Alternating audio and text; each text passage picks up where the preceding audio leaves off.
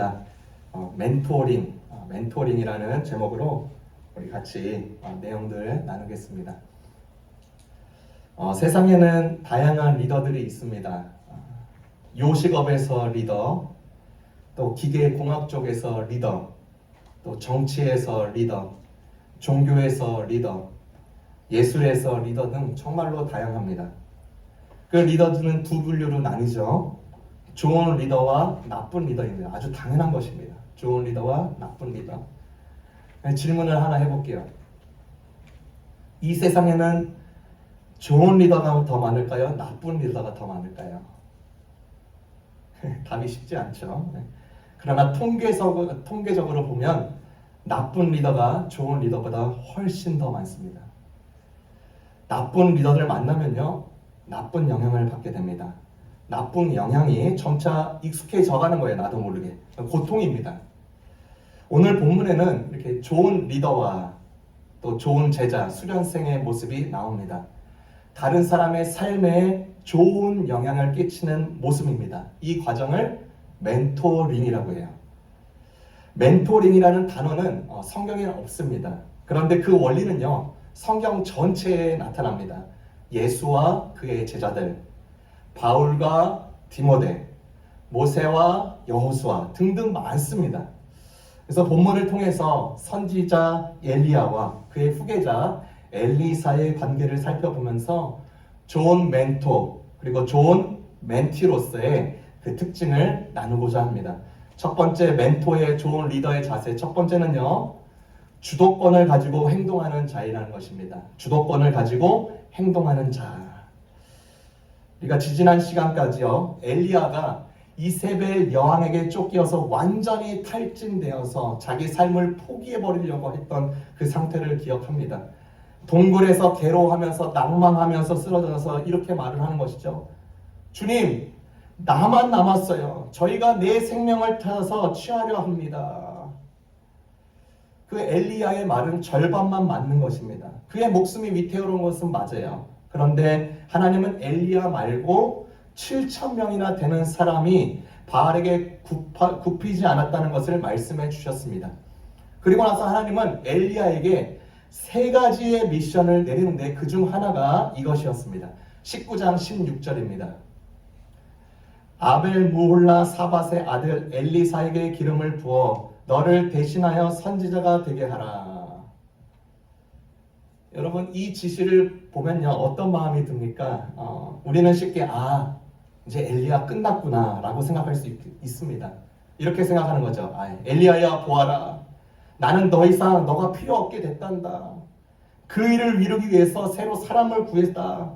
참, 너 은퇴하기 전에 그 엘리사에게 가서 너가 이제 대신 섬길 것이라고 전해줄 수 있겠니? 이렇게 생각할 수 있습니다. 그런데 이거보다는 사실 더 큰 의미를 담고 있는 것입니다.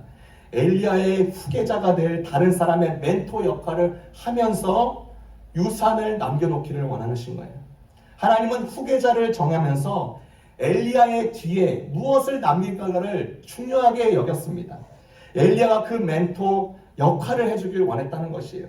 다음 세대에도 엘리야의 멘토십이 그 엘리사에게 전달되기를 바랬습니다. 하나님이 엘리야에게 요청한 것이 이것입니다. 엘리야가 인생의 무대에서 퇴장한 뒤에도 이스라엘은 여전히 선지자가 필요할 것이기 때문에 그렇게 요청하고 있는 것입니다. 엘리야가 이 메시지를 듣고 어떻게 행동합니까? 열왕기상 19장 19절에 이렇게 말을 합니다. 엘리야가 거기서 떠나 사밧의 아들 엘리사를 만나니.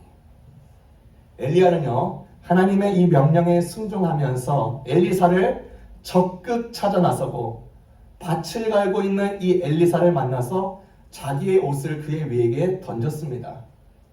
엘리사가 그를 뒤를 이어서 선지자가 될 것임을 상징하는 모습인 것입니다. 중요한 점은 여기입니다. 엘리야가 선제 행동을 취했다는 것입니다. 내가 선생인데 어디서 감히? 네가 내 명성을 익히 들었으면 와서 정중하게 요청해도 후계자가 되기를 말까인데, 혹여나 내가 너를 3개월간 한번 테스트해보고 그 결과를 보겠다. 세상 방법이죠. 그렇죠? 그러나 엘리야는 엘리사가 그에게 오기를 마냥 기다리지 않습니다. 오히려 그는 그의 후계자를 찾으러 나섰습니다. 그리고 발견한 후에 엘리야는 자신의 의도를 정확하게 말한 것입니다. 여러분, 예수님을 보십시오. 예수님의 명성이 자자해지기 시작했습니다. 뜬금없는 시골 촌뜨기 청년이 하나님의 말씀과 능력 행함으로 사람들의 이목을 끌기 충분했습니다. 이제 그러면요, 제자들이 될 자들이 알아서 기어서 예수 앞으로 와서 아부 떨면서 저 좀 고용해 주세요, 저 좀 배우고 싶습니다 해야 할 판입니다. 그러나 예수님은 그러지 않았어요. 각계 계층으로 들어가셔서 본인이 주도권을 가지시고 직접 사람을 찾아 제자로 삼으셨습니다. 여러분, 수많은 날들을 살면서요, 우리 인생 경험 중에서 이런 질문을 떠올릴 때가 많습니다. 내가 이거 조금이라도 일찍 알았으면, 내가 투자에 대한 이 방법을 조금이라도 일찍 알았으면, 음식 사업에 대한 이 좋은 이 아이템, 이 노하우를 조금만 더 일찍 알았다면, 예술가로서 슬럼프에 탈출하는 것을 조금만 더 일찍 알았다면. 많은 사람들이요, 이렇게 많은 경험을 합니다. 왜 그때는 내게 맞는 전문가나 선생님들에게 배우려고 하지 않았을까요? 왜 그때는 내 멘토를 찾는 것에 굼떴을까요? 사실 제자들은요, 스승에게 멘토링 받는 것에 대해서 겁내기 때문에 그렇습니다. 그리고 제자들은요, 스승에게 도움을 요청하는 것을 두려워하기도 합니다. 또 요청에 대해서 거절당할까봐 염려하기도 해요. 그리고 스승이 자신의 잠재력을 무시할까봐 그렇게 선뜻 나서지 못하는 것입니다. 그래서 중요한 게 여기 있는 거예요.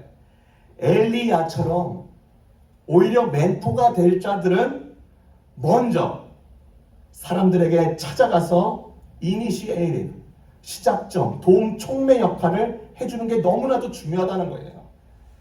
네가 와서 내게 구해가 아니라 내가 그를 위해 돕기 위해 내가 무엇을 할 수 있을까라고 시작하는 것입니다. 엘리야가 그 모습을 보여주는 거죠. 그것이 엘리야의 첫 번째 멘토로서의 모습입니다. 두 번째, 엘리야가 엘리사를 멘토하기 위해 했던 두 번째 원리는 자신이 쓰임받을 수 있도록 자기 자신을 그 훈련생에게 열어두었다는 것입니다. 오픈해놨다는 거예요. 오픈. 엘리야가요, 이제 자기 겉옷을 그를 두름으로써 엘리사를 지명하는 의식을 가진 후에 그 젊은 농부가 20절에 보니까 소를 버리고 엘리야에게 달려갑니다. 그리고 21절에 보니까 부모님에게 작별 인사하고 엘리사는 이제 엘리야를 쫓으면서 수종을 듭니다. 이같이 엘리사는요, 그 자신을 엘리야 이제 선생님에게 부착시키고 그 노련한 선지자는 상당한 시간을 그의 훈련생 엘리사를 위해서 훈련시키면서 보냈음을 우리가 알게 되는 것입니다. 엘리야는 이 엘리사 제자에게 철저하게 자신을 오픈하면서 자기 자신을 내어주는 것입니다. 여러분, 이때 당시를 한번 생각해 보세요. 미디어나 매체, 책, 시청각 자료들 없습니다. 엘리야는 대부분 엘리사와 함께 시간을 보내면서 관계를 통해서 멘토링을 하기 시작한 것입니다. 여러분, 많은 사람들이요, 이런 멘토링의 원리에 대해서 반박을 하기도 합니다. 그럴 시간 없어요. 저 바빠요. 멘토링이 뭐예요? 그런데 이 본문은 어려운 일 하나 추가하라는 얘기가 아니라 이런 사람과의 모든 관계 속에서 더욱 전략적으로 행동하라는 사인이고 권면인 것입니다. 여러분, 멘토링은요, 관계이지 절대로 해야 할 일을 작은 항목들 중에서 또 애드하는 것, 그거 하나가 아닌 것입니다. 탁월한 수단들 많습니다. 탁월한 노하들이 많아도 이런 멘토링만큼 숨김없는 솔직한 관계를 중요하게 여겨야 된다는 것입니다. 제자를 위해서, 또 배우고자 하는 자를 위해서 스승 자신은 그를 위해 오픈해 주는 것입니다. 억지가 아니에요. 관계 형성입니다. 여러분, 잘 아는 가수 박진영 씨 아시죠? 박진영 씨가요, 데뷔하기 전에 그의 멘토가 있었습니다. 작곡가 김형석 씨입니다. 박진영 씨가 지금 대단한 인물이 된 것은 이 작곡가 멘토 김형석 씨 때문입니다. 김영석 씨가 이제 제자 이제 박진영을 가르칠 때 자기의 모든 것을 다 오픈해서 가르쳐 주었습니다. 여러분 한번 생각해 보세요. 원래 스승은 비법 몇 가지를 남겨놔요. 그렇죠? 그리고 죽을 때 돼서 몇 개 그때 이제 다 알려주지 않습니까? 그런데 김영석 씨는 자기 자신의 노하우, 생각, 작곡 센스, 어떻게 노래를 연주하는지 이런 걸 다 오픈해서 박진영 씨에게 다 알려줬어요. 그래서 어느 한 기자가 김영석 씨에게 물어보는 거예요. 아니 이렇게 숨김없이 다 줘도 되는 거예요? 당연히 나올 만한 질문이죠. 그랬더니 김영석 씨의 대답이 아주 걸작이었습니다. 네, 다 줘도 돼요. 전 상관없어요. 저는 진영이가 더 잘 되길 바래요. 저는 제 거 또 연마하면 됩니다. 이렇게 숨김없는 관계 때문에, 솔직한 관계 때문에 거장은 또 다른 거장을 낳게 되는 것입니다. 여러분, 우리 성경에서 모세가요, 자기 자신을 여호수아에게 다 오픈했습니다. 성막에서 기도하고 광야에서 어떻게 살아가는지 다 오픈했어요. 여호수아가 그것을 배운 것입니다. 예수님은요, 그의 제자들에게 자신의 삶을 오픈했습니다. 사람과 상황을 만날 때 어떻게 처신하고 어떻게 하나님 나라의 복음을 실현하고 선언하는지 똑똑히 배웠습니다. 삶을 나눈 것이죠. 우리 자신도요, 멘토라는 입장에 서 있든 혹은 제자라는 배우는 학생의 위치에 서 있든 이렇게 자식이 자신을 이렇게 오픈시키면서 누군가를 위해서 유익을 남기기 위해서, 유산을 남기기 위해서 이런 통로가 된다는 것이 얼마나 값지고 복인지 모릅니다. 그런 은혜가 있기를 바랍니다. 세 번째입니다. 엘리야가 젊은 엘리사에게 영향을 끼치기 위해서 했던 세 번째 원리는 이 엘리야가 엘리사에게 표본이 되어준 것입니다. 정말로 중요한 부분이에요. 행동연구가 알버트 먼두라라는 사람이요, 이런 말을 했습니다. 본받는 것은 무의식적으로 배우는 것이 가장 강력하다라고 말을 했습니다. 여러분, 여러분이 말한 것 중에 사람들은요, 대부분 다 잊어버립니다. 그런데 여러분의 한 일은요, 거의 아무것도 잊어버리지 않습니다. 즉, 멘토링에서 이렇게 무의식적으로 본받는 일련의 과정이 반드시 있고요, 그리고 그 가운데 큰 임팩트가 남습니다. 엘리야가요, 이제 엘리사와 같이 동행합니다. 그러면서 엘리사는요, 엘리야의 많은 행동들을 봅니다. 엘리사를 부를 때, 또 엘리야가 불수레를 타고 극적으로 떠날 때, 이 사이의 기간만큼은 얼마인지는 확인이 안 되지만 그 기간 내내 서로 동행했습니다. 나봇의 그 살해당한 그 뉴스에 그 엘리야가 아합 왕을 맞섰을 때 엘리사가 거기 있었고, 또 아합이 그 회개하고 자신을 낮추는 것을 보았을 것입니다. 이스라엘 하나님 대신에 블레셋 우상들에게 상담하려는 아합의 아들 아하시아에게 엘리야가 보냄을 받았을 때에 엘리사도 그와 함께 갔을 것입니다. 성경에 기록되어 있는 것만 이렇게 적혀 있지만 이 두 가지 말고도 더 많은 경험들을 계속 나누었을 것입니다. 표본이 되어주는 것입니다. 이런 일을 겪으면서 엘리사가 얼마나 많은 것을 보고 얻고 누리고 깨닫고 그렇게 상상이나 할 수 있겠습니까? 백문이 불여일견이라는 말이 있죠. 엘리사는 엘리야와 동행하면서 엘리야의 이 표본을 보았고 그런 자로 배우면서 자라나기 시작합니다. 또 가수 박진영 씨 이야기를 할게요. 이제 가수 박진영 씨가 굉장히 이제 거물급의 작곡가, 또 팀 메이커, 또 사업가로서 이제 성공했지 않았습니까? 그가 예전에 이제 그렇게 이제 큰 리더십으로 섰을 때 가수 B 아시죠? 가수 B를 이제 컨택해서 이제 멘토링 해주는 거예요. 가수 B를. 하루는 이 가수 B를 딱 부르더니 어깨 동무하면서 딱 이 말을 전해요. 지훈아, 너 저기 쓰레기 청소하는 사람 보이지? 너 저기 쓰레기 청소하는 사람한테 제일 잘해야 돼.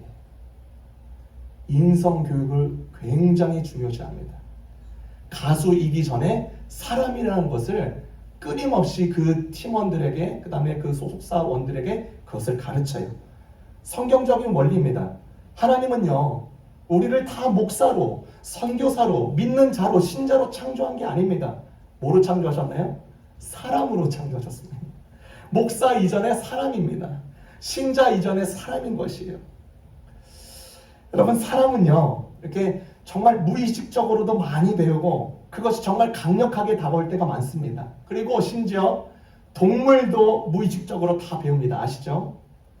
사람 보면 쉽게 흥분하고 아주 성깔 부리면서 무한정 짓는 개들을 어떻게 훈육하나요? 발로 블로킹합니다. 발로 이렇게 푹 밀어내면서 블로킹해요. 거침없이 발로 밀어서 이렇게 가르쳐야 됩니다. 그랬더니 10번 하면요, 10번 내외로 다 고쳐져요. 그런데 훈련사가 이런 것을 보여주면서 견주에게 이렇게 해야 되는 것임을 표본을 보여주는 것이죠.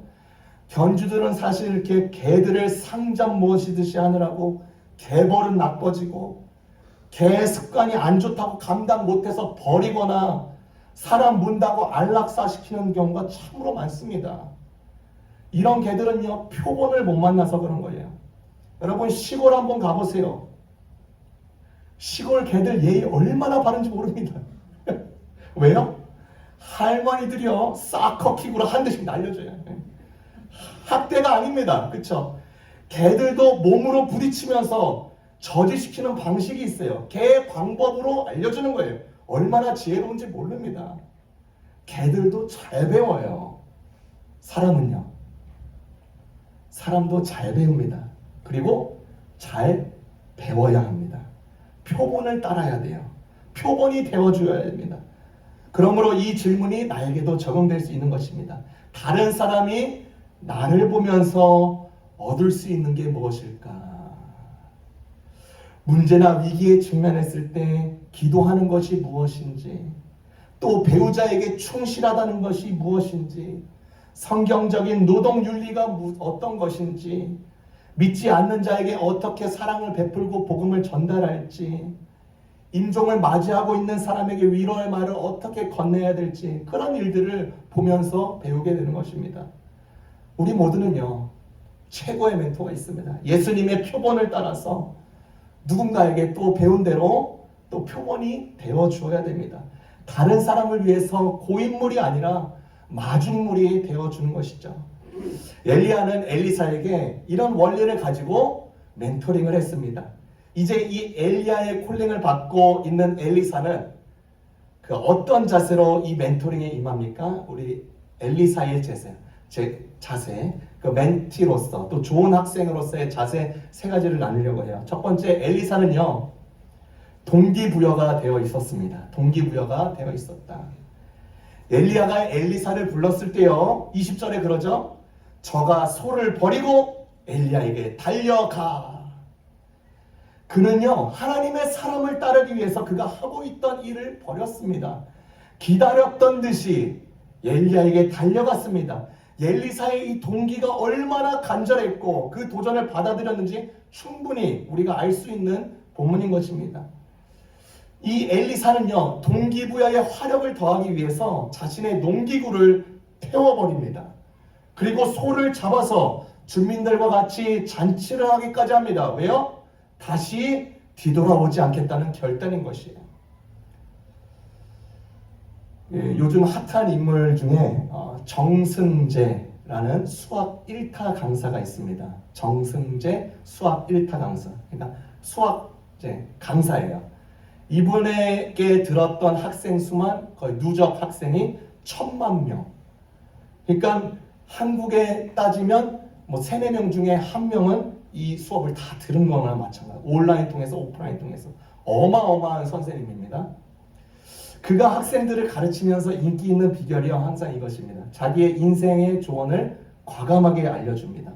자기가 학생 때 느꼈던 행동, 후회들, 잘못들, 심리들, 이 질문들을 학생들에게 나눠주고 역으로 질문하니까 이 통하는 게 있는 거예요.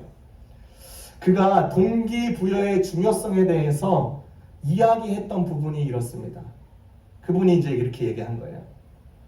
야, 너희들 지금 취업 준비하면서 공부 열심히 하고 있지. 당연하지. 당연히 열심히 해야 돼. 그런데 그것만이 전부가 아니야. 너의 아주 간절한 마음, 심정을 누구에게 보여주는 것도 너무나도 중요해. 예를 들어볼까? 자동차 회사에 취직하고 있는 사람들 있지. 그러면 너희가 시험 공부, 학점 관리를 하면서 일주일에 적어도 한 번은 네가 들어가고 싶은 회사에 찾아가. 그리고 대표 혹은 임원이랑 이야기 좀 해주고 싶다고 얘기해. 그러면 안 될 거야. 그래도 몇 번이고 찾아가. 몇 번이고 찾아가. 질려서라도 한 번 겨우 만나줄 거야. 그러면 그 사람에게 자동차 회사에서 뽑는 요원들의 특징을 물어보고 평소 궁금했던 거 다 물어봐. 인생 상담도 받고 그러면 그 사람 너 눈여겨본다. 나중에 거기 회사 지원해. 너 그 회사 들어가 있을 거야. 여러분, 동기부여되어 있는 사람은요 스폰지와 같습니다. 동기부여되어 있는 자들은요 기회를 살릴 가능성이 더욱 높아지기 마련입니다. 쭉쭉 빨아들여요. 그리고 멘토 역시 이런 학생, 이런 제자를 너무나도 좋아하는 것입니다. 사업에서 크게 성공한 사업 동기부여 전문가예요. 사업에 크게 성공한 사람이 사업 일선에 이제 뛰어들려가 하는 이제 신참들에게 조언을 하는데 항상 성공 부류가 있고 실패 분류를 나뉘는데 그 나누면요 실패하는 자들의 특징은 사업으로 인해서 돈 벌려고 한다는 것입니다. 여러분 신기하지 않아요? 사업을 해서 돈 버는 게 목적이지 않아요? 그런데 실패하는 자들의 특징이 그렇대요. 사업으로 인해서 내가 돈 벌겠다라는 한 사람들은 실패할 가능성이 굉장히 많다는. 그런데 반면에 성공하는 사람들은 어떻다? 그 사업으로 인해서 그 사람들, 고객들이 돈을 잘 벌 수 있게 하는 자들, 그런 사람들이 성공한대요. 동기부여가 다른 거예요. 그런 사이클 속에서 자기가 서가고 그런 사람들 때문에 내가 성공한다는 것이에요. 여러분 학업에서요, 사업에서, 가정에서 어떠한 동기로 가득 차 있는가 따라서 그 결과는 조금씩 다르게 나타납니다. 여러분 우리 자신을 보십시오. 우리는 주님 안에서 영원한 학생입니다. 그렇죠? 영원한 학생이에요. 주님께서 나를 따르라 하실 때 마지못해서 억지로 기쁨을 상실한 채가 아니라 기왕 내가 신앙생활 하는 거 확실히 동기부여해서 따르리다 해보세요. 주님이 힘 주시고요, 지혜 주시고요, 능력 주시고 정말 그렇습니다. 엘리사의 이 동기부여, 이 모습, 우리의 모습 되기를 바랍니다. 두 번째는요, 엘리사는요 엘리야의 부름에 그의 겸손을 드러냈습니다. 겸손을 드러냈다. 21절에 보니까 엘리사가 엘리야를 수종들었다. 마지막 부분에 나오죠. 수종들었다. 즉 엘리사는 엘리야를 섬겼습니다. 그는 배우면서 이제 엘리야의 필요들을 만족시키려고 노력했습니다. 여러분 학생, 제자들의 필수 자세는 겸손입니다. 만약 엘리사가 겸손과 거리가 먼 사람이라면 엘리야가 그에게 망토를 떨어줬고 자기에게 이어지는 이제 주어지게 되었다는 걸 깨닫자마자 이렇게 생각할 수도 있습니다. 나는 조금 있으면 이제 하나님이 지정한 사람이 될 거야. 하늘에서 불이 내려오게 하는 사람이 될 거야. 이제 됐어. 이제 저 노인과 함께 할 필요가 없어. 어차피 그는 끝물이야. 이와는 정반대로 엘리사는 그의 멘토의 필요들을 돌보면서 종의 역할을 수행했습니다. 어떤 신학자들은 말하기를 겸손이 결여된 재능은요 주정뱅이가 운전대를 잡고 있는 것과 같다고 말을 했습니다. 여러분 주정뱅이가 운전대 잡으면 어떻게 됩니까? 100% 1000% 사고 납니다. 그와 같은 충돌 사고를 피하는 길은 노련하고 성숙한 사람의 훈련 밑에서 종의 역할을 감당하면서 수행하는 것입니다. 우리 모두가 주님 앞에서 이런 자세를 회복하고 이런 자세로 계속해서 견지해 나가는 것입니다. 여러분 주위 사람을 보면서요 겸손하지 않는 사람들 구별하기 참 쉬운 방법이 있습니다. 모든 문제에 자기만의 해답을 가지고 있다고 생각하고 행동합니다. 그래서 그 사람은 남에게 절대로 가르침을 받지 않습니다. 그러나 겸손한 사람은 그가 여전히 성장할 부분이 여전히 있고 그리고 그렇게 인식하고 있고 그리고 그게 계속 꾸준히 배워가는 것입니다. 우리가 하나님의 자녀로서 또 하나님을 예배하면서 하나님을 공경하면서 하나님을 또 목적하면서 참 많은 것들이 좋지만 그 중 하나가 좋은 게 뭐냐면 우리를 겸손케 하시게 한다는 것입니다. 여러분, 하나님 아니면요, 우리 얼마나 겸손을 쉽게 잊어버리고 교만해질 수밖에 없는 존재인지 우리가 다시 한번 깨닫게 되는 것입니다.